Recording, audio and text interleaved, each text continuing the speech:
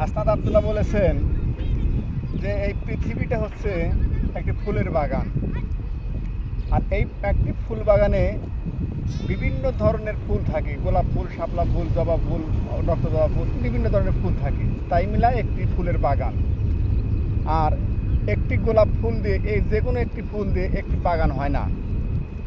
তেমনি আমাদের এই বাংলাদেশটাও একটি ফুলের বাগান।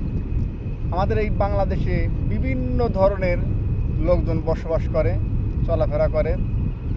তে এরই ভিতরে কিছু লোক আছে, কিছু আলেমপন্থী আছে, কেউ আছে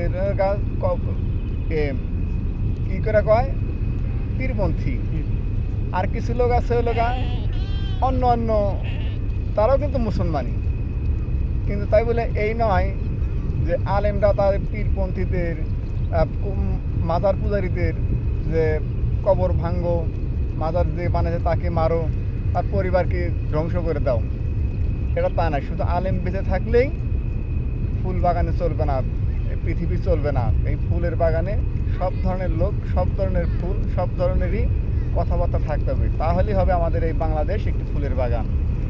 এই ভিডিওর প্রেক্ষিতে আপনাদের কী মতামত আসে আপনার কমেন্টে অবশ্যই জানাবেন। ধন্যবাদ।